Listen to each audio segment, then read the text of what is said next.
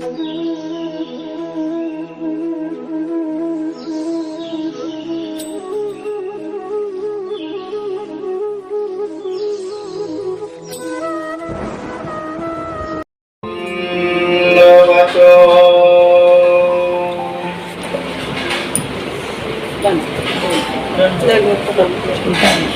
मूर्ति के अंतर्गत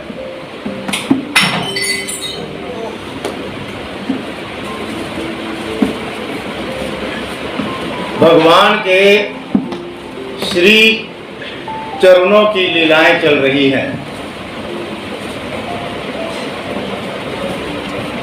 तो अब आगे श्री चरण की लीलाएं आनी पुरुषोत्तम देवी पांगड़े ओढ़विले, अर्थात पार्वती के मंदिर में पुरुषोत्तम देव से पांजेब स्वीकार करना।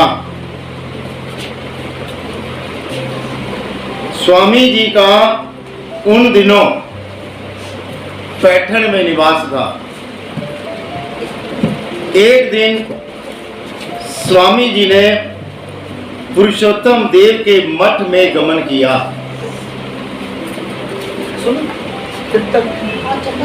वह उस समय पार्वती के देवालय में था।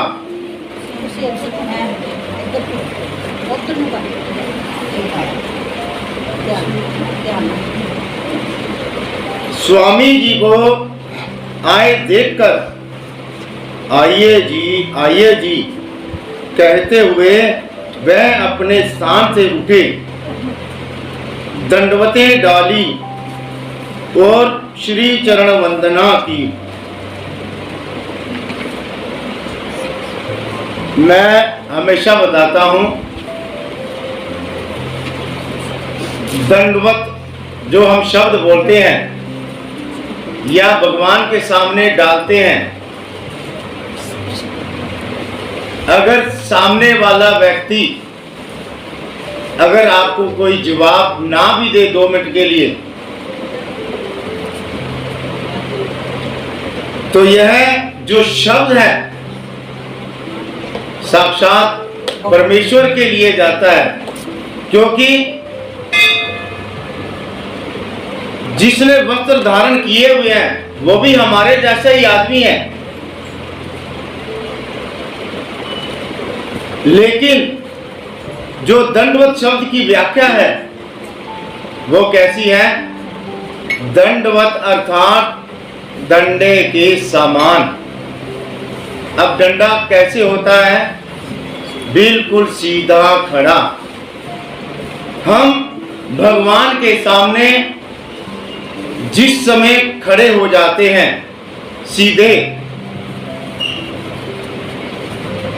तो ऐसा कहा जाता है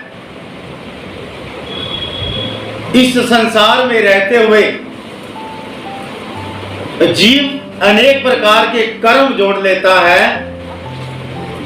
फिर उनको उन कर्मों का फल मिलता है। हम भगवान के सामने जैसे सीधे डंडे के समान खड़े होते हैं। सपोज करो अगर वृक्ष की योनि मिलने वाली हो, क्योंकि वृक्ष बिल्कुल सीधा होता है, वृक्ष की योनि मिलने वाली हो तो वह वृक्ष की योनि कट जाती है। उसके बाद फिर हमारे जो 2 हाथ हैं, 2 हाथ खुलते हैं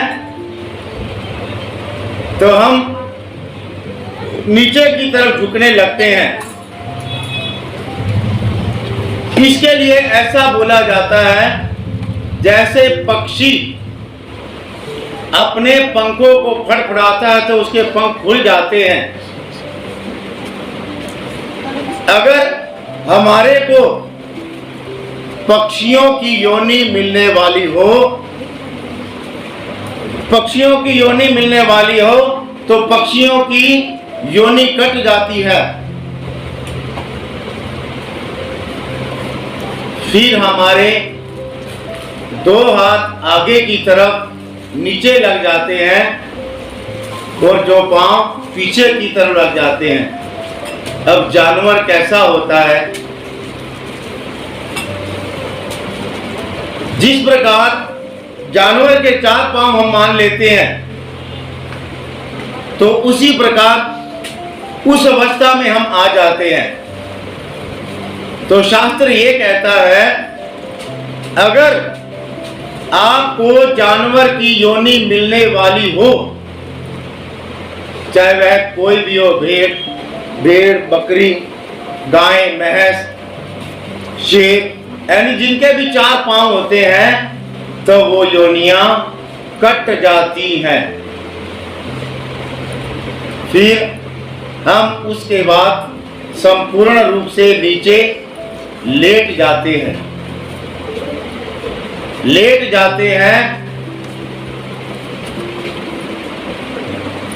तो भगवान कहते हैं, जितने भी रेंगने वाले प्राणी, रेंगने वाले अर्थात जमीन पर घिसट घिसट कर जो चलते हैं, वो योनियां कट जाती हैं। जो मैंने 84 लाख योनियां बताई, जितना ये मैंने योनियां बताई, इन्हीं के अंदर सब आ जाती हैं। सिर्फ फर्क है, कोई छोटी है, कोई बड़ी है, कोई उड़ने वाली है, कोई पानी में रहने वाली है। ये सारियां योनियां इसी में आती हैं। केवल जो मनुष्य योनि है वही 84 लाख योनियों के ऊपर है।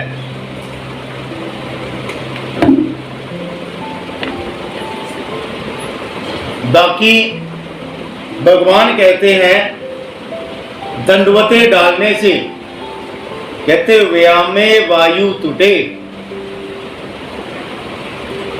व्यामे अर्थात दंडवत डालने से, वायु अर्थात हमारे जो शरीर के अंदर वात, पित्त, कफ ये अंदर होता है, तो वो हमारे शरीर का रोग वो भी दूर हो जाता है और शरीर स्वस्थ रहता है। उसके बाद एक और इम्पोर्टेंट, ये तो सब मैं ये मत कहना भी अपनी तरफ से बोलता हूं, जो प्रैक्टिकल मेरे प्रैक्टिकल में आया वही बात आपको बोलने जा रहा हूं। अगर किसी की मेमोरी नहीं चलती,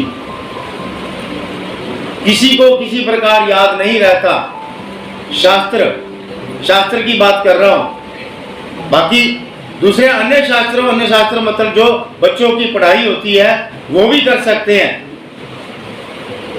जैसा कि भगवान ने हमारे लिए प्रातः काल का समय बताया हुआ है, 3 से 6 बजे के बीच में उठकर, अगर आपको शास्त्र ना याद होता हो, पढ़ाई आपके स्कूल की ना याद होती हो, तो ऐसे समय में उठकर दंडवते डालते हुए, भगवान के सामने प्रायश्चित करते हुए, भगवान के सामने दुख करो। अगर आपको शास्त्र ना आ जाए तो मेरे को कहना। मैं जिस समय अपने घर से भाग कर गया, तो मेरे को अभी 1.5-2 महीने ही हुए होंगे, तो 10वीं तक पढ़ाई की हुई थी। उम्र के 14 साल में मैंने 10वीं कर ली थी, और तकरीबन जिस समय मैं आश्रम में गया तो 23 साल मेरी उम्र थी। तो ये शास्त्र पता तो मेरे को सब कुछ था इनके बारे में, लेकिन जो ये मराठी, हमारा शास्त्र तकरीबन मराठी में है, तो वो मेरे को याद नहीं होता था। मैंने फिर एक बाबा जी से बात की, मैं क्या ऐसे बाबा जी, प्रयत्न तो मैं अपनी तरफ से बहुत करता हूँ, लेकिन याद नहीं होता। तब बाबा जी ने कहा, कहते सुबह उठकर प्रायश्चित करते हुए, दुख करते हुए, कहते भगवान के सामने दंडवते डालो, फिर देखो क्या होता है। आप विश्वास करो, जिस समय मैं आश्रम में रहता था, रोजाना 2:30 बजे उठता था। उस समय ऐसा नहीं है कोई अलार्म लगाना पड़ता है या किसी ने को उठाना पड़ता है। भगवान की अगर आपके मन में तड़प है उस परमेश्वर के प्रति आर्त है, तो ये कार्य सब ऑटोमेटिक होते हैं। 2:30 बजे उठना, उठकर भगवान को दुख करते हुए दंडोतें डालनी। भगवान की कृपा से शास्त्र कैसे आने लगा, कैसे मेरे अंदर उतर गया, ये मैं स्वयं भी नहीं जानता इस बात को। ये बिल्कुल प्रैक्टिकल है, अगर आप चाहे इस बात का अनुभव ले सकते हो। तो उन्होंने कहते भगवान को दंडवतें डाली और श्री चरण वंदना की। श्री चरण वंदना अर्थात पांवों को हाथ लगाना, अपने माथे पर स्पर्श करना।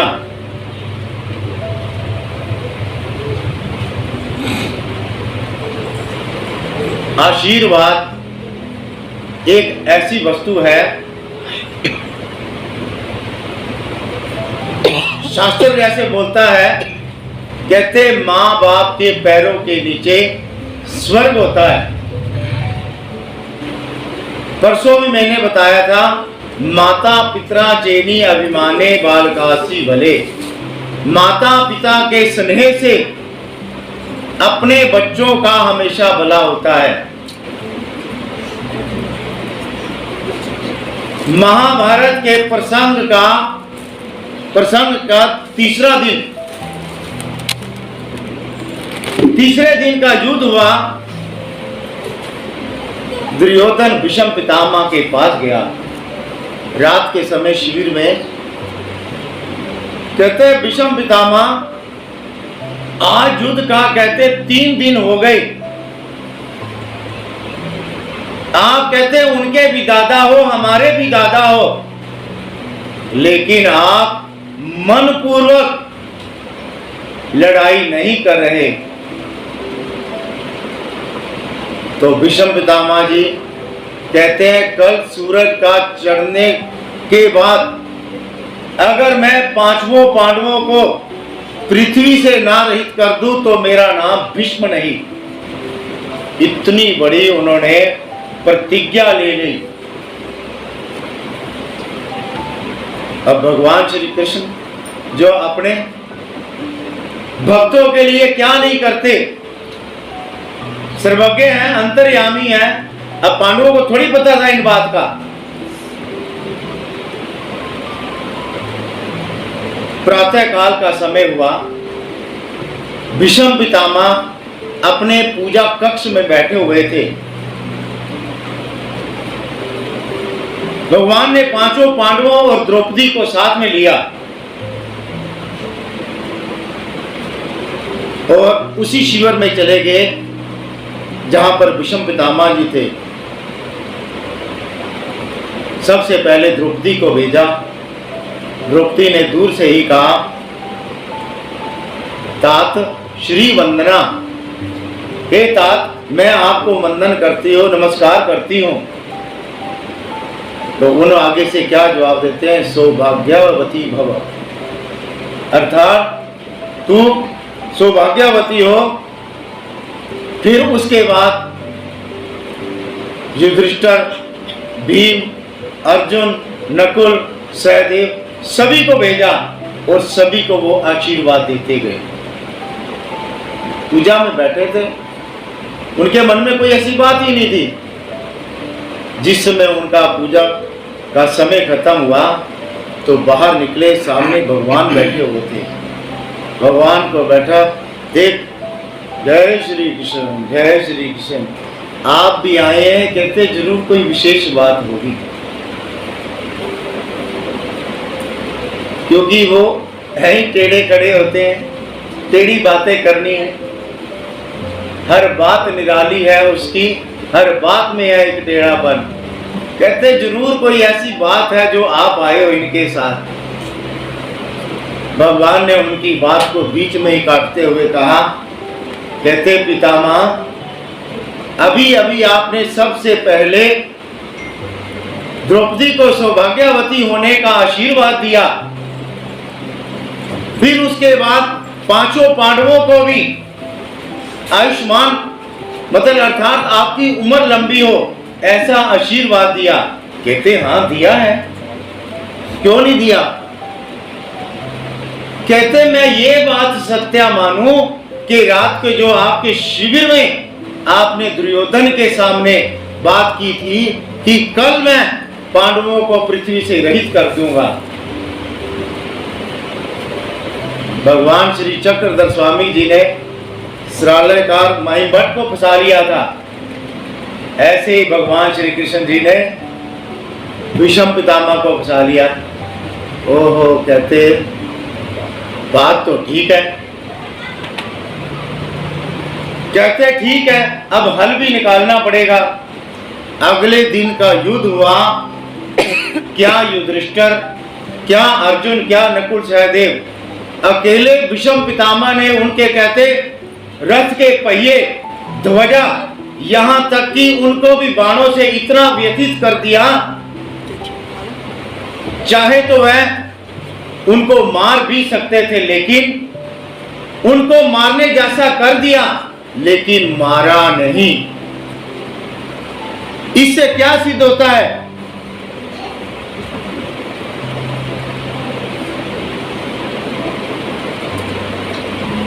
आशीर्वाद एक ऐसी ताकत है, जरूरी नहीं है भाई अपने माता पिता है, अपने घर में, अपने घर के बाहर कोई रिश्तेदारी में कहीं भी आते जाते हो तो आशीर्वाद जरूर लेना चाहिए। इस लीला से यह सिद्ध होता है। दूसरा, आपने अंबाला के पास मारकंडा नाम सुना कभी? पता है मारकंडा? उधर पीछे नहीं पता, देखो। कहते मारकंडा जो था, इनके माता पिता, इनके कोई संतान नहीं थी। तो अन्य शास्त्रों के मुताबिक ऐसा कहा जाता है, जिनके संतान नहीं होती, जिनको लड़का नहीं होता, कहते उनको स्वर्गों की प्राप्ति नहीं होती। तो उन दोनों माता पिता ने बड़ा प्रयत्न किया, बड़ी भक्ति की, तब कहते उस भक्ति के बल से ब्रह्मा जी ने एक दिन वरदान उनके सामने आए। कहते सपोज करो अगर आपका बेटा हो भी जाता है, लेकिन उसने इस संसार में कुछ ज्यादा नहीं जीना, केवल उसकी उम्र 13 वर्ष तक ही रहेगी।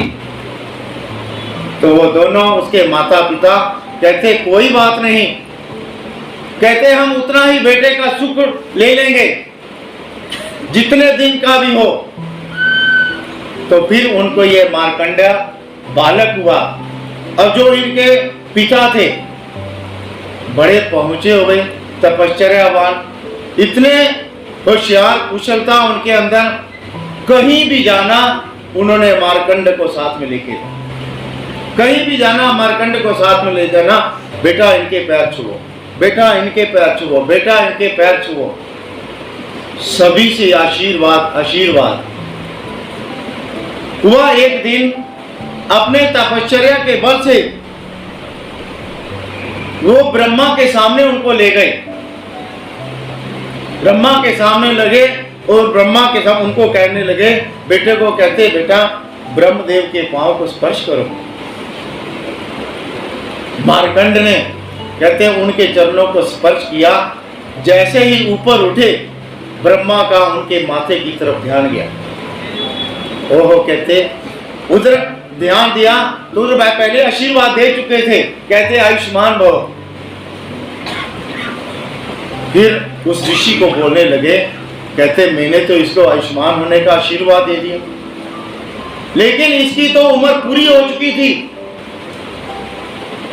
तब से कहते ब्रह्मा के वरदान से वो जो मारकंड था, कहते उसकी आयु हजारों वर्ष तक ही नहीं रही, कि पूरे उसके कहते जब तक यह पृथ्वी सूर्य चांद रहेंगे, कहते उसका नाम रहेगा। कभी अंबाला जाते हो, कभी किसी से पूछ कर देखना, ये उसी के ऊपर आधारित है। ये भी एक आशीर्वाद में बहुत ताकत है। और बताता हूं, आप जानते हैं शमी जी, जानते हो ना कपूरथला वाले, क्या हुआ, उनकी बेटी हमारे यहाँ पर कपूरथला में बच्चों के साथ अपने रहने के लिए आए। आए तो अपना चलो मंदिर में आते जाते हैं, तो उन्होंने क्या किया, मंदिर में पंगत रखी, बेटी ने पंगत रखी। तो हर माँ सोचती है चलो हम तो हमेशा बड़े करते ही रहते हैं, बच्चों के साथ बच्चों को जरूर करवाना चाहिए। 2 उनके बेटे थे, वो सारी विधि उन बेटों से करवाई। करवाने के बाद फिर चले गए। जैसे ही चले गए दूसरे दिन उनके स्कूल खुलने थे। स्कूल खुले, स्कूल में बच्चे गए हुए हैं, वो भी गए हुए हैं। तो एक लड़का बड़े वाले का, उसका फ्रेंड क्या कहते हैं, आज कहते हम ना घर बाइक पे जाएंगे, तू भैया को अपना कहते बस्ता दे दे, बैग दे दे, हम दोनों बाइक पे जाएंगे। अब बच्चों को शौक होता ही है, तो बड़ा बेटा मान गया। कहते चल, छोटे को बोलता है तू गाड़ी पे जा, अपनी जो स्कूल की गाड़ी है, तो मैं इसके साथ बाइक पे आ जाऊंगा। तो जिस समय उनका घर पास में आया, तो बड़ा बेटा अपने फ्रेंड को कहता है आप मेरे को उतार दे, अगर हमारे को देर, भैया घर पहुंच गया होगा तो अगर देर होगी मम्मा मेरे को मारेगी। तो उसका फ्रेंड कहता है नहीं हम कहते घूम के आते हैं, और घूम के आते हैं। वो कहते नहीं मैंने नहीं जाना। तो आप विश्वास करो, उस बेटे को वहीं पे उतारा, वो अपने घर के अंदर प्रवेश करके गया, समझो 5 मिनट भी हो गए, और वो 5-7 मिनट आगे गया होगा। पूरे हाईवे रोड के ऊपर उसका इतनी जोर से उसके फ्रेंड का एक्सीडेंट हुआ, कहते कितनी ऊंची 5-10 फुट से उठ से मोटरसाइकिल ऊपर तक गिर गई और नीचे गिरे, बच्चा वहीं पर फिनिश हो गया। लेकिन इसके पीछे रहस्य क्या था? यही जो ये हम विधि करते हैं, जब विधि करते हैं तो संत लोगों का आशीर्वाद मिलता है। देव रक्षो का मतलब क्या है? देव मतलब अर्थात परमात्मा, रक्षो अर्थात भगवान आपकी रक्षा करते। हम रक्षा करने वाले कोई नहीं, हम तो एक निमित्त मात्र हैं। तो इतनी ये चरण वंदना का लाभ है, इतना नमस्कार करने का लाभ है। कहीं भी आओ जाओ अपने बड़ों बुजुर्गों को जरूर नमस्कार करो, चाहे वह कोई स्त्री है चाहे कोई पुरुष है। तो उसमें कहते हैं भगवान के चरण वंदना की, स्वामी जी आसन पर विराजमान हुए, उसने स्वामी जी के श्री चरण क्षालन किए, वीणा अर्पित किया। पुरुषोत्तम देव के पांवों में पीतल के चमकदार पांजेबे थी, पांजेबे में उतार कर उसने स्वामी जी के श्री चरणों में पहना दिए। स्वामी जी आंगन में जरा चहलकदमी करने लगे। चहलकदमी अर्थात इधर से उधर चहलकदमी करने लगे, और वे जो घुंघरू थे उस पायल के कहते झुनझुनाकर बजने लगे। पुरुषोत्तम देव स्वामी जी के आगे आगे एक और झुक कर कहता, आ मेरी माँ कैसी दिखाई दे रही है। वो जो भक्त है पुरुषोत्तम देव उसका नाम है, उसी ने भगवान को वो पांजेबे डलवाई थी। तो उसकी भगवान के ऊपर श्रद्धा कैसी है? कहते मेरी माँ, जब भगवान इधर से उधर करे, आप मेरी माँ कहते कैसी लग रही है। हम भगवान को प्रार्थना नहीं करते तो मेरे माता च पिता तो मेरे, आप ही हमारे माता पिता और भाई बंधु, आप ही हमारे सब कुछ हो। वैसी वो प्रार्थना करते हैं, मेरी माँ कहते कैसी अच्छी लग रही है, मेरी अम्मा कैसे दिखाई दे रही है, मेरी मावली कैसे दिख रही है, मेरी आई कैसे दिख रही है। ये सारे जो शब्द हैं एक मातावाचक है। मेरी अम्बालिका कैसे दिख रही है। जैसे जैसे स्वामी जी चहलकदमी करते उसे और अधिक सुख होता। वे चारों घुंघरू बार वाक्य बार दोहराता। कुछ देर बाद स्वामी ने कहा, आप अपने पायल पंजेब वापस ले लो। ना जी मैं नहीं लूंगा। परंतु स्वामी जी ने अपने श्री करों से वो पंजेबें उतार दी और पुरुषोत्तम देव के हाथों में दे दी। स्वामी जी अपने निवास पर चले गए। अब ये श्री चरण की लीला थी, ठीक है। पुरुषोत्तम देव नाम के भक्त हैं। भगवान श्री चक्रधर स्वामी जी का नाम स्मरण करते हुए नाम वो चल रहा है लीला। पुरुषोत्तम देव जी ने भगवान के श्री चरणों में वो पंजाबे डाली और भगवान इधर से उधर क्रीड़ा कर रहे हैं। और वह पुरुषोत्तम देव भगवान से वार्तालाप कर रहा है, मेरी आई, मेरी अम्बा, मेरी अम्बालिका कैसी दिख रही है। बाद में भगवान ने वही पंजेबे जब उतार कर दे दी तो वो कहता है नहीं, तो लेकिन तब भी भगवान ने उनको दे दी। मूर्ति के अंतर्गत भगवान के श्री चरणों में जो पंजाबे पहनी हुई है और चेष्टा में जो पंजाबे हैं वो भी तो जड़ ही हैं, और भगवान जिस जगह पर चल रहे हैं वो सब चेष्टा के अंतर्गत आता है। अब भावना कहते कैसी होनी चाहिए, कहते पुरुषोत्तम देव ने स्वामी जी के चरणों में पीतल की चमकीले पंजेबे पहनाई और चहलकदमी करने पर पंजेबों की झुंझुनाकर बजने से उसे अपार सुख होता था। उन सुंदर और कोमल श्री चरणों की भावयुक्त कल्पना का ध्यान करना चाहिए और प्रार्थना क्या करनी चाहिए, हे श्री चक्रधर माउली, आपने पुरुषोत्तम देव के पंजेबे स्वीकार करके उसे लीला दिखाई। इसी प्रकार इस पामर को अपना तन मन अर्पित करने की प्रेरणा देकर उसे कब स्वीकार करेंगे।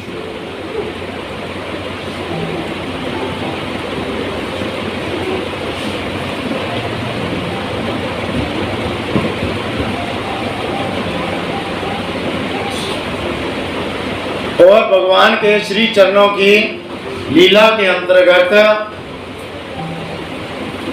कहते होली के पर्व के दिन सारंग पंडित के साथ होली खेलना। मैं आऊं, चुप चुप कर बैठ।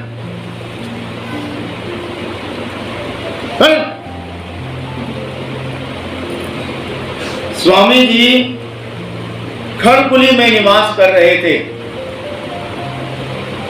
मैंने खड़कुली का महत्व बताया, कोई बता सकता है कोई?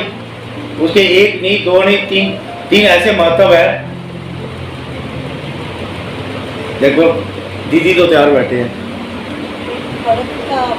हाँ वो भी था, और भी खड़कुली का महत्व है। वहाँ पे भगवान जी ने नागदेव जी को स्नेह दिया था, बहुत बढ़िया हुआ। जो हमारे पंथ के पहले आचार्य थे उनका जो संन्यास हुआ था खड़कुली के अंदर ही हुआ था। दूसरा जो खड़क शब्द है पत्थरवाचक है, जो वहां पर उस समय आज भी ऐसे ही है, जो जिस जैसे समुद्र में टापू नहीं होते ऐसे ही आज वहां पर डैम बना हुआ है, लेकिन आज भी जो उतनी जगह है काफी अंतर में वो सारी पत्थरों से भरी हुई है। इसलिए तो भगवान कहते स्वामी जी खड़कुली में निवास कर रहे थे। प्रातः जल्दी ही सारंग पंडित स्वामी जी के पूजा अवसर की तैयारी करने आया। उसने चंदन रगड़ा और स्वामी जी के सभी अंगों पर लगाया। स्वामी जी का पूजा अवसर किया गया। बाद में हम कहते पूजा अवसर किया गया, पूजा 2 मिनट के लिए, 2 मिनट के लिए हम बोलते हैं भगवान का अवसर करना है, तो आप क्या क्या करेंगे ज्यादा से ज्यादा? है वीरा भाई जी, हम बोल रहे हैं कि भगवान का अवसर करना है तो हम ज्यादा से ज्यादा अपने घर में या क्या कर लेंगे? बीड़ा चढ़ाएंगे जी। हाँ जी, और अपना वस्त्र दान कर सकते हैं, रोटी भी कर सकते हैं। हाँ जी, बाकी दक्षिणा दे सकते हैं भगवान को। नहीं भगवान वो तो मुझे आप वैसे ही रख देंगे, बस ऐसे कुछ कराएंगे। हाँ, ठीक है, कोई बात नहीं, सत्संग काफी कर हद सकते तक हैं, ठीक है। देखो सत्संग कर सकते हैं, नहीं, अवसर वो अवसर की बात नहीं चल रही, वो अवसर चल रहा था। कहते भगवान का स्वामी जी का पूजा अवसर किया, स्वामी जी का पूजा अवसर सारंग पंडित ने किया। उस अवसर के अंदर कहते हम क्या ले सकते हैं? भगवान को सबसे पहले स्नान कराना। जो भी भगवान का अवसर किया करते थे तो भगवान को पहले अपना एक दिन पहले भगवान को निमंत्रण दिया करते थे, कहते भगवान कल का जो अवसर होगा हमारी तरफ से होगा। तो फिर भगवान पूछ लेते थे क्या हमारे अकेले के लिए है या हमारे जो भगत साथ में है उनके लिए भी है। तो कोई भी ऐसा भक्त नहीं होता था जो कभी ऐसी, भगत भी क्या 2 4 10 तो मान ही लेते थे। भगवान ने तो यहाँ तक छूट दे रखी थी, अगर किसी के पास कोई चीज ना हो तो हमारे से ले सकता है, आप लोगों का ही दिया हुआ है कहते। तो सारंग पंडित कहते भगवान के अवसर की तैयारी के लिए आया। तो अवसर की तैयारी में क्या किया जाता है, सबसे पहले भगवान को निमंत्रण दिया जाता है। निमंत्रण के बाद मतलब भगवान को सुपारी रखकर कहते महाराज हम आपका स्नान करेंगे। मर्दना मादने जिसको बोल जाता है, पहले भगवान के उबटने द्वारा मालिश की जाती थी, फिर उसके बाद भगवान को स्नान कराया जाता था। स्नान करवाने के बाद अगर किसी को कोई वस्त्र अर्पण करने की अगर हिम्मत होती तो वस्त्र अर्पण करता, नहीं तो जैसे तैसे भगवान ने वस्त्र तो पहने ही थे। तो फिर भगवान को कपड़े पहनाकर भगवान को फिर आसन के ऊपर बैठा दिया जाता, बैठाकर फिर भगवान को तिलक लगाया जाता, भगवान को हार डाले जाते। फिर जो भगत बाकी भी होते थे जिनकी अपनी श्रद्धा निष्ठा के अनुसार जो कर सकता था वो भी करता। फिर भगवान को एक जगह पर बिठाकर रोटी खिलाई जाती, भगवान को दंडवतें डाली जाती, भगवान से प्रार्थना की जाती महाराज आप ईश्वर, मैं अनंत जन्मों का पापी, मेरे से कभी कोई विधि नहीं घटती, कभी विधि नहीं घटती, आप मेरे को आपकी कृपा से यह योग आया है तो मेरी विधि का स्वीकार करें। जो यह राजस तामस अन्य है उसका स्वीकार करें। जरूर भगवान से ऐसी प्रार्थना करनी चाहिए, और आगे पीछे ना हो। देखो हम शुक्रवार को तो करते ही हैं, करते हैं कि नहीं करते, सारे तो मिलकर कर ही नहीं सकते, या आदमी की सेवाएं लगी होती है, 2 आदमी कर ले 4 आदमी कर ले, ऐसे ही होता है घर में। तो या जो कहना ये तो मम्मी का काम है जी, हमारे हम तो हमारे से तो नहीं होता, यही होता है। लेकिन ये देखो ये बात छोटी सी है, भले ही भगवान को स्नान कराने की विधि है, स्नान के लिए भोजन को भोजन दिखाने की विधि है, लेकिन यही विधि जिसको शास्त्रीय शब्द प्रतिकारांता बोलते हैं, यह बढ़ते बढ़ते बढ़ते एक दिन भगवान स्वयं आपके घर चल के आ जाएंगे। भगवान देखो जिन जिन भक्तों के घर में गए, 12 वर्ष तक भगवान साल बरडी में मौन अवस्था में थे। मौन अवस्था में रहने का कारण क्या था, यही था उनका कारण, किसके घर में जाना है, किसको ज्ञान देना है, किसको प्रेम देना है। तो ये थोड़ी है कि भगवान चलते चलते ऐसे गए, ये सब कंप्यूटर में फीड था भगवान के। तो तभी हमारी बारी आएगी। हमारे गुरुजी हमेशा कहते हैं अगर भगवान से आप सेवा मांगोगे तो तभी सेवा का योग आएगा, जो अगर मांगोगे नहीं तो सेवा का योग कभी नहीं आएगा, चाहे वो किसी प्रकार की सेवा हो। तो कहते स्वामी जी का पूजा अवसर किया गया, बाद में भक्त जनों को चंदन के तिलक लगाए। किसने? सारंग पंडित ने। अब हमारे यहाँ तो ऐसे होता है, संतों को तिलक लगाए, सपोज करो जिसकी पंगत है, अगर भक्तों को लगा, नहीं हमने क्यों लगाना है तिलक कहते हैं। लेकिन महाराष्ट्र में आज भी रिवाज है, तिलक लगाने का रिवाज भी है। और इधर तो अगर किसी को अपना गृहस्थ आदमी को दंडवत बोल दे, ले ये तो भाइयों को बोलना है, महात्माओं को बोलना है, हमारे को थोड़ी दंडवत बोलना है। ये तो मैंने आकर यहाँ पर चालू कर दिया, नहीं तो एक दूसरे को जय श्री कृष्ण ही बोलते हैं। लेकिन सही अर्थों में दंडवत ही सही है। ये तो पंजाब का प्रचलन ऐसे है भाई, किसको दंडवत शब्द का पता नहीं है, इसलिए जय श्री कृष्ण बोलते थे।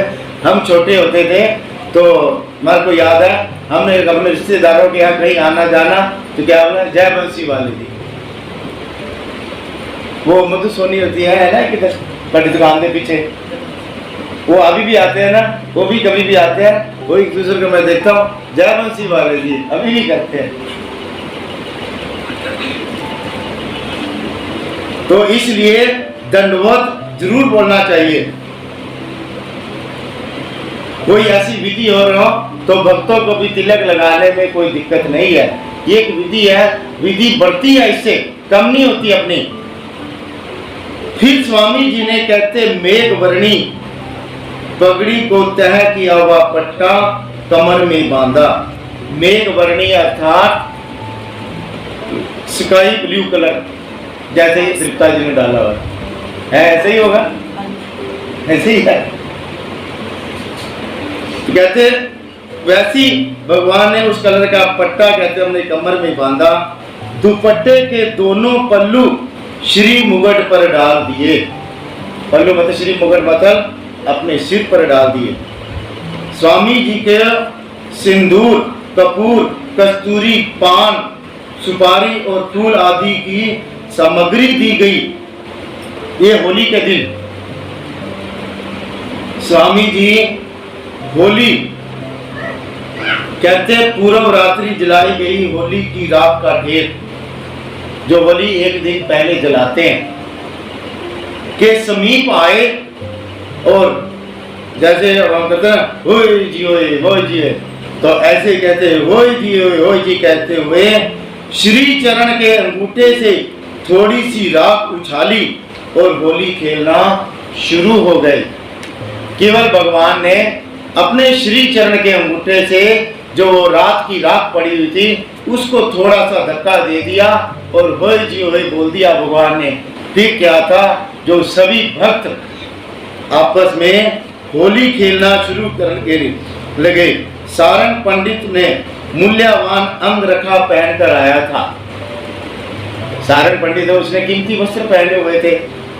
सर्वज्ञ ने भट्टोबाज से कहा वानरिया पांडे के ऊपर होली मत डालना। ये भगवान जान के बोल रहे हैं उसको, पांडे के ऊपर कहते होली मत डालना। दूसरा इशारा था इसको जरूर कहते डालना है आज, जैसे हम इशारा कर देते हैं अपनी आंख से। तो भट्टोबाज स्वामी जी का संकेत समझ गए और सब भक्तों ने उन पर भी राख, मिट्टी और कीचड़ डाला। होली का यह खेल कहते 3 घंटे तक चला। अपने यहाँ भी इतना ही चलता है, तकरीबन 10-11 बजे लोग शुरू होते हैं, 2 बजे तक निपट ही जाता है। 2:30-3 बजे तक नहा धो लेते हैं, रोटी खा लेते हैं बस। तब सर्वज्ञ ने कहा अब बस करो और स्वामी जी अपने निवास पर चले गए। बाद में स्वामी जी को तेल उबटन लगाकर स्नान हुआ। फिर दोबारा स्वामी जी के स्नान के पश्चात जो तेल शेष बचा था उसमें और तेल मिलाकर भक्तजनों के लिए उबटना बनाया गया। भक्तजनों ने उसका उपयोग करके गंगा में स्नान किया। अब भावना कैसी होनी चाहिए, स्वामी जी की सपूजित श्री मूर्ति का ध्यान करना चाहिए। सपूजित जैसे सारंग पंडित ने भगवान का पूजन किया। साथ ही स्वामी जी ने मेघ वर्णी वाली पाग का तह किया हुआ पट्टा कमर में बांधा। उस जगन प्रदेश की भावयुक्त कल्पना और ध्यान करना चाहिए। एवं स्वामी जी ने श्री चरण के अंगूठे से जरा सी राख उछाली। उस सुकोमल अंगूठे की भावयुक्त कल्पना तथा ध्यान भी करना चाहिए। और प्रार्थना क्या करनी चाहिए, कहते स्वामी जी ने श्री चरण के अंगूठे से जरा सी राख उठाकर भक्ति जनों पर डाली, तो इस बात का प्रतीक है कि साधक को अपने मन के षड विकार कहते हैं राग, द्वेष, काम, क्रोध, मद, मत्सर, इनको जलाकर राख कर डालना चाहिए। जब तक इन्हें जलाया नहीं जाता तब तक साधक मोक्ष मार्ग के आचरण के लिए योग्य नहीं हो सकता। धन्य है वे भक्तजन जिन्हें स्वामी जी ने घर मारकर इस योग्य बनाया। हे प्रभु, इस पामर को घर मरकर इस योग्य कब बनाओगे? भक्तजनों के साथ होली का खेल खेलकर आपने उनके कर्मों का नाश किया। हे प्रभु, इस पामर के अनंत सृष्टियों में अनंत जन्मों के अनंत कर्मों का नाश आप कब करेंगे?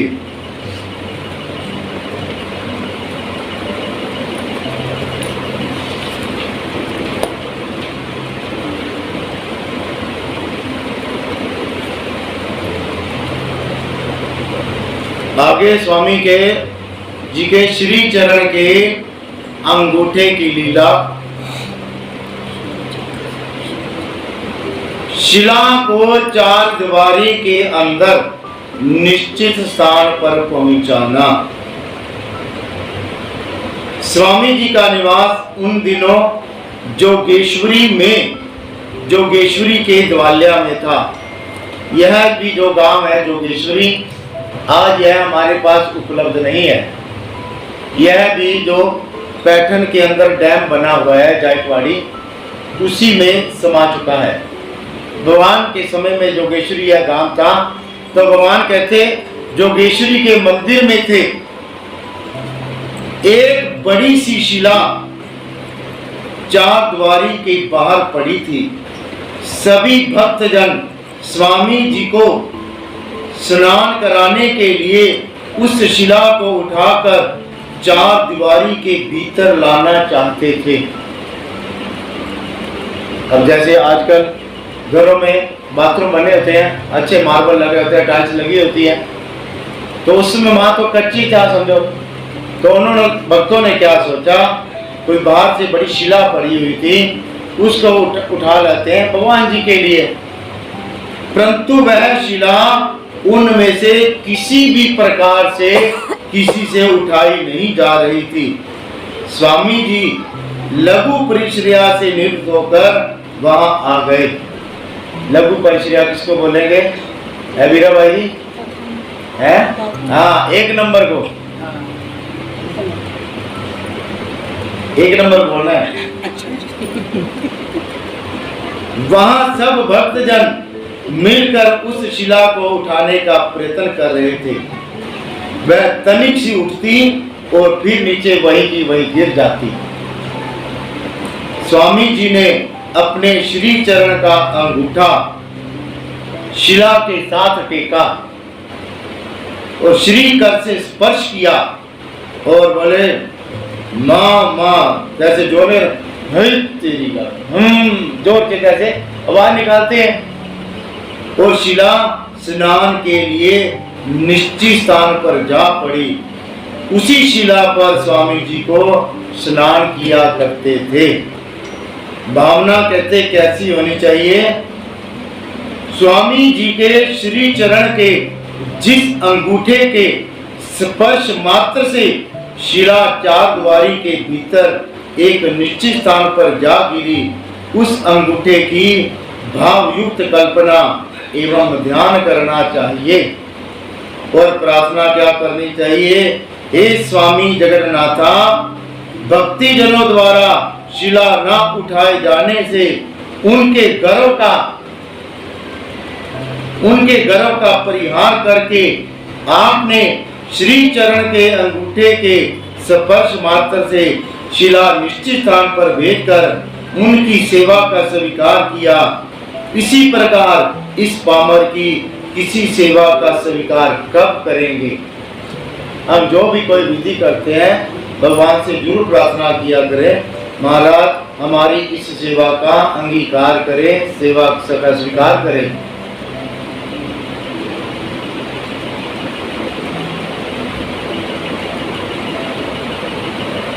ये भी अगली भी अंगूठे की लीला है।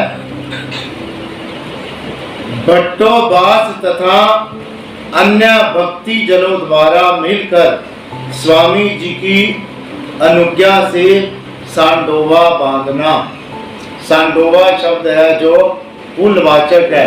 सांड शब्द है जो पानी, नाली का पानी होता है या जब पानी गुजर रहा होता है, उसको महाराष्ट्र में सांड पानी बोलते हैं। इसीलिए सांड पानी से उसको सांडोवा बोला गया।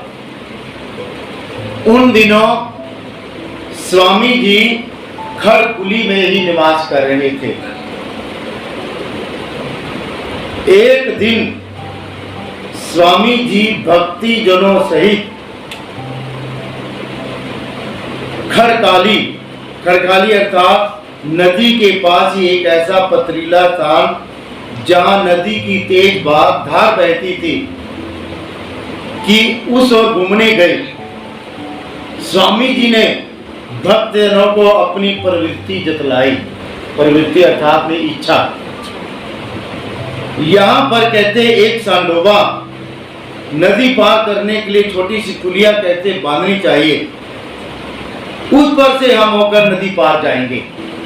भगवान ने एकाएक भक्तजन थे साथ में, कहते हमारी इच्छा है, कहते इतनी जगह पर पुल बन जाए, हम पुल पार करके कहते उस पार को जाएंगे। भक्तजन बोले जी देखो कितना आदरवाचक शब्द है, जी ऐसे ही हम अपने घर में अगर बड़ों को बुलाते हैं तो आदर से बुलाने जाते हैं। मैंने कई यहाँ पर लोगों को देखा है अपने माता पिता को तू करके बुलाते हैं, मेरे को बड़ा बुरा लगता है। किथे के लिए मम्मी की करना ही ऐसे बोलते हैं, लेकिन ये गलत बात है। तो भगवान के समय देखो कितना आदर से लोग बोलते थे।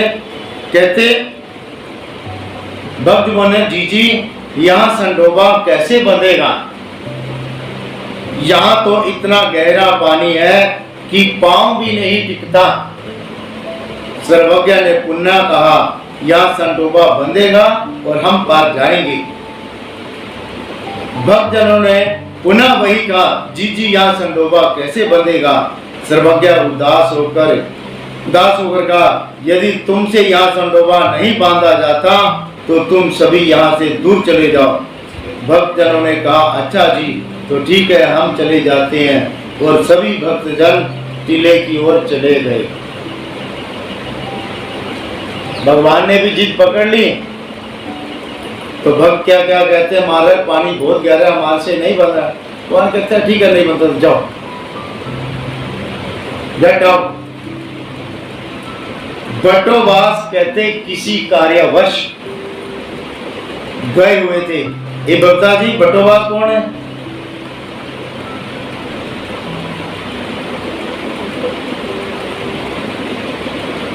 देखो कल जैसे ऐसी ना स्टोरी।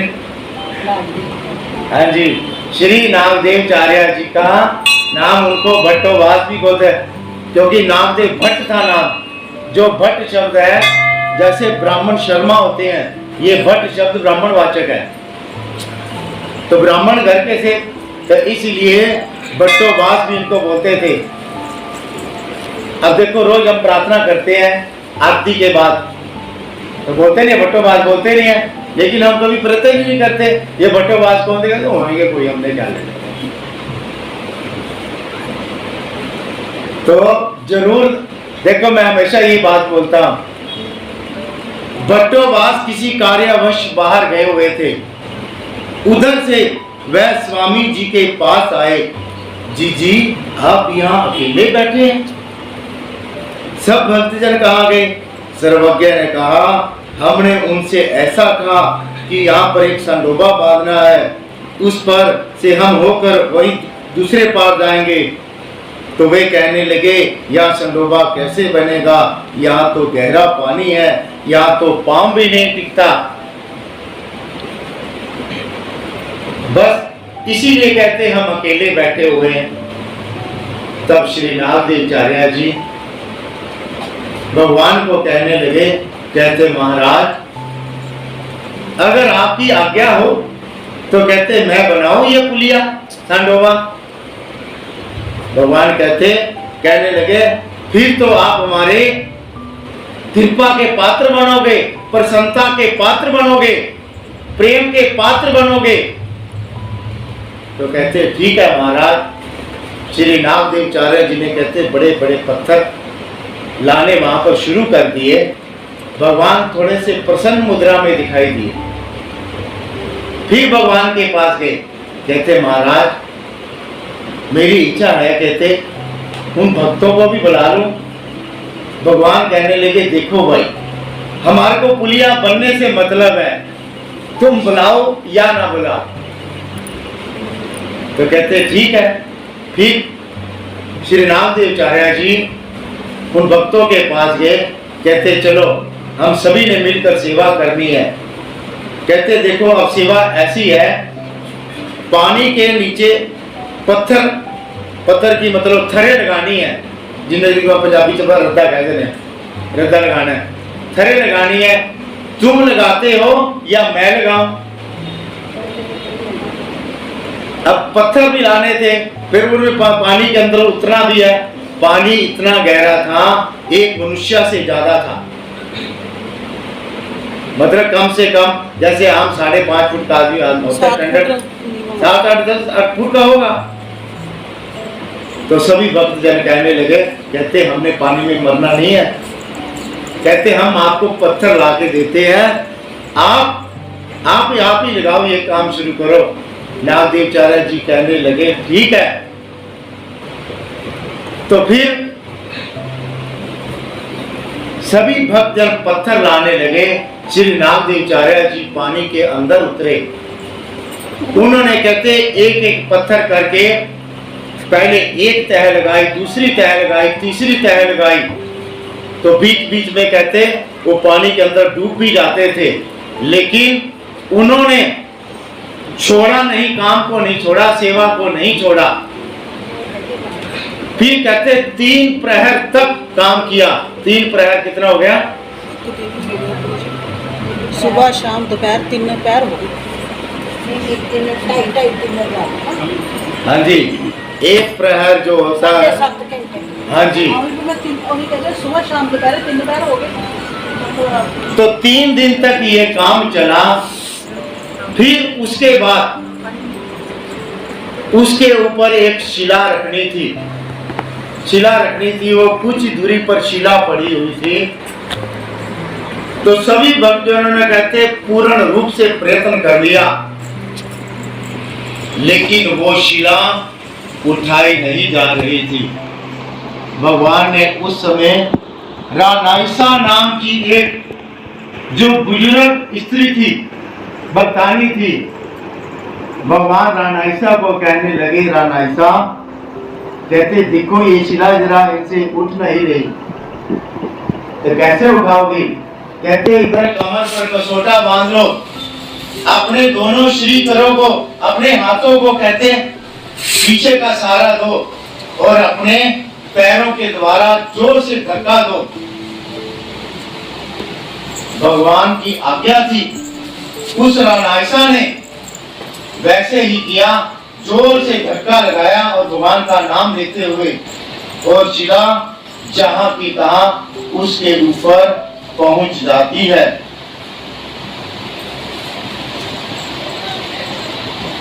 अब भगवान ने ये सेवा उससे रानाइसा से क्यों करवाई, तो भक्तजनों से क्यों नहीं हुई? उन भक्तों के मन में अभिमान आ गया था।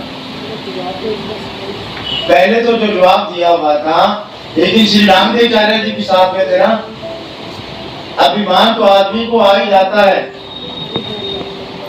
हाँ, श्री नामदेवचार्य जी को लगा, भक्तों को लगा कि जो काम नहीं होने वाला था हमने कर दिया। भगवान ने भी मन में सोच लिया, अगर तुम सब मिलकर ये इतना काम किया, ये अकेली इतना करके दिखा देगी। भगवान ने वो रानाइसा के द्वारा वो शिला जहां की तहां रुकवा दी। इंग्लिश में बोलते हैं, कहते प्राइड है फॉल। तो फिर सभी के सिर नीचे झुक गए। अब कहते जो इतने बड़े बड़े कार्य हो जाते हैं, इसके लिए कभी भी कहते घर में कोई कार्य बड़ा, कहते शादी कहाँ है, या जैसे कोई कोठी बनती है, या एनीवे कोई भी काम करते हैं, उसके लिए प्रथम भगवान को सुपारी जरूर रखो, भगवान की सहायता मांगो, भगवान को प्रार्थना करो। कहते इन सभी के लिए जैसे हम प्रार्थना करते हैं, महाराज आपने उन भक्तों का साथ दिया वैसे ही आपने हमारे साथ देना है। तो भगवान हमारी उस प्रार्थना का स्वीकार करते हैं। भावना कहते हैं, जिस अंगूठे के टेकने मात्र से एक भारी शिला उठकर निश्चित स्थान पर बैठ गई, उस अंगूठे की भावयुक्त कल्पना और ध्यान करना चाहिए और प्रार्थना क्या करनी चाहिए?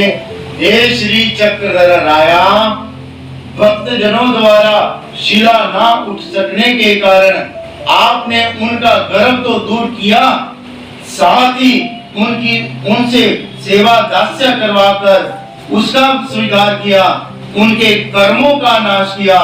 उसी प्रकार आप मुझ पामर से सेवा दास्य करवाकर मेरे कर्मों का नाश कब करेंगे?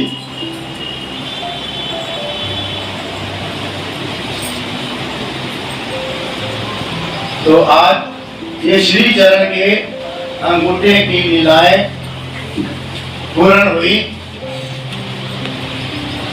तो कल जो भगवान का जो ये घुटने का और घुटने के नीचे की जो लीलाएं, उसमें पहली लीला है ससी रक्षणे। ससी रक्षणे अर्थात खरगोश की रक्षा करने। ये तो लीला सबको आती है, मेरे को पता है? देखो लेकिन और ज्योति है मैं नहीं पता, दूसरिया को ही है ना? देखो ज्योति नहीं पता, नहीं पता ना? सुनी है कि हमें याद आ जाएगी, याद आ जूगी जब स्नान के द्वार को। मैंने अभी थोड़ी देर पहले साल बरड़ी का नाम लिया था।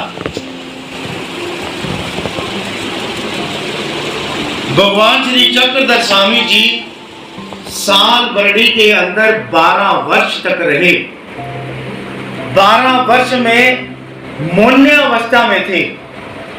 मौन्य अवस्था में रहने का कारण भगवान का यही था, भक्तों का चिंतन करना, किस भक्त को ज्ञान देना है, किसको प्रेम देना है, किसकी कैसे उनकी प्रतिगारता को आगे बढ़ाना है।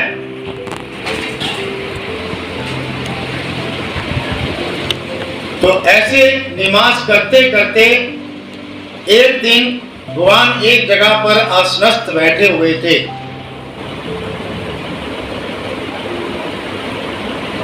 वहीं पर उस जगह पर शिकारियों के 2 गुट, उनमें आपस में यह तय होता है, एक खरगोश को छोड़ा जाएगा जिसके पीछे हमारे दोनों पक्ष के कुत्ते उस खरगोश को पकड़ेंगे। जिस पक्ष के कुत्ते पकड़ लेंगे उसी की जीत होगी। शर्त तय हो गई, खरगोश को छोड़ा गया। खरगोश आगे आगे भाग रहा था, पीछे पीछे उन दोनों गुटों के कुत्ते। संसार में ऐसा कोई भी प्राणी नहीं है जिसको अपनी जान ना प्यारी हो। वह खरगोश अपनी जान बचाने के लिए भाग भाग रहा था। फिर जिस स्थान पर आज जो ससा रक्षण स्थान बना हुआ है,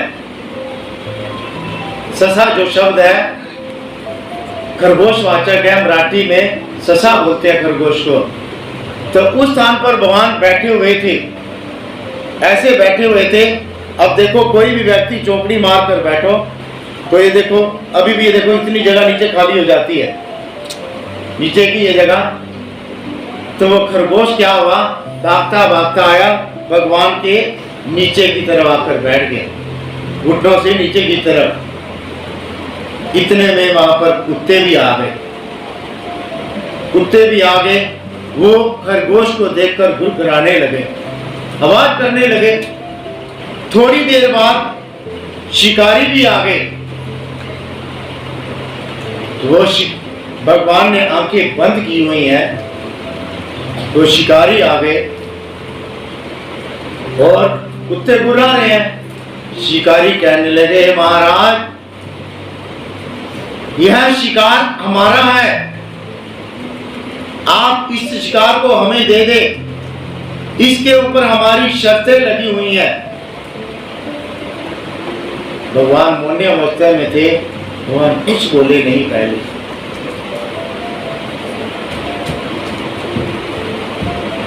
फिर वो शिकारी फिर कहने लगे, महाराज इसके ऊपर शर्तें लगी हुई हैं, हमारी आपस में लड़ाइयां हो जाएंगी, आप खरगोश को छोड़ दें। भगवान ने दृष्टि द्वारा मतलब अपने आंखों के द्वारा उनकी तरफ देखा, मंद मंद मुस्कुराए। भगवान कहते, ये जंगल का प्राणी जंगल की घास खाता है, नदी नाले का पानी पीता है, इसने कहते तुम्हारा क्या बिगाड़ा है? आप कहते इसको मरवाओगे कुत्तों के द्वारा। किसी भी धर्म के अनुसार हिंसा करना पाप है, और पाप करने से नरक होते हैं। क्या तुम नरकों को जाना चाहते हो? और यह खरगोश हमारी शरण में आया है, शरण में आए हुए की रक्षा करना हमारा कर्तव्य है। सपोज करो आपके घर में कोई आ जाता है, आपका नजदीकी आदमी आ जाता है, कोई पैसे मांगने आ जाता है, कोई वस्तु मांगने के लिए आ जाता है, आप देते हो कि नहीं देते? दे ही देते हो अक्सर। अगर हम दुनिया में रिश्ता निभाने के लिए इतना कर सकते हैं जो दुनिया का मालिक है, तो वो क्या, जिसने इस सृष्टि की रचना करी, तो वो क्या नहीं है, वो है ये अपना व्यवहार निभाएगा? कहते ये हमारी शरण में आ गया है। ऐसे ही भगवान कहते हैं, कोई तन से, कोई मन से, कोई धन से हमारी शरण में आ जाए तो हम उसकी पूर्ण रूप से रक्षा करते हैं, अर्थात उसको इस संसार के बंधनों से मुक्त करवा देते हैं। तो वो जो शिकारी थे उनकी बात समझ में आ गई। भगवान ने उस खरगोश को बाहर निकाला और उसके ऊपर अपने हाथ से हाथ फेरा और कहते, जाओ महात्मन। भगवान ने कहते उसको महात्मा क्यों कहा? पूर्व जन्म का वह कहते परमादि था। परमादि अर्थात उसको बोलते हैं जब आदमी कोई महात्मा बना हो, महात्मा बनने के बाद उसके कोई ऐसी गलती हो जाती है, उस गलती की वजह से उसको वो खरगोश बनना पड़ा। लेकिन भगवान ने उसको कहते, जिस समय अपना आशीर्वाद रूपी हाथ फेरा, उसको कहते देह विद्या। देह विद्या उसको बोलते हैं आधा शरीर सोने का, आधा उसका वैसा ही रहता है। हेम काया हुए स्वर्ण काया हुए कहते, उसकी कहते स्वर्ण की काया हो जाती है, शरीर हो जाती है। ससा आपकी शरणी आया, आपने मांडी हेठ छुपाया। ससा आपकी शरणी आया, आपने मांडी हेठ छुपाया। आपने मांडी हेठ छुपाया। भगतां दा रखवाला कोई आन के मिलावे। भगतां दा रखवाला कोई आन के मिलावे। मेरा श्री चक्रधर प्यारा कोई आन के मिलावे। मेरा श्री चक्रधर प्यारा कोई आन के मिलावे। मेरा मुरली मनोहर प्यारा कोई आन के मिलावे। मेरा मुरली मनोहर प्यारा कोई आन के मिलावे। आन के मिलावे कोई आन के मिलावे। आन के मिलावे आन के मिलावे। मेरा श्री चक्रधर प्यारा कोई आन के मिलावे। मेरा श्री चक्रधर प्यारा कोई आन के मिलावे। जय गोविंदा जय गोपाला जय गोविंदा जय गोपाला। जय गोविंदा जय गोपाला जय गोविंदा जय गोपाला। जय गोविंदा जय गोपाला जय गोविंदा जय गोपाला। जय गोविंदा जय गोपाला जय गोविंदा जय गोपाला। जय गोविंदा जय गोपाला जय गोविंदा जय गोपाला। जय गोविंदा जय गोपाला। जय गोविंदा जय गोपाला। तो आज की कथा यहाँ पर समाप्त हुई। धन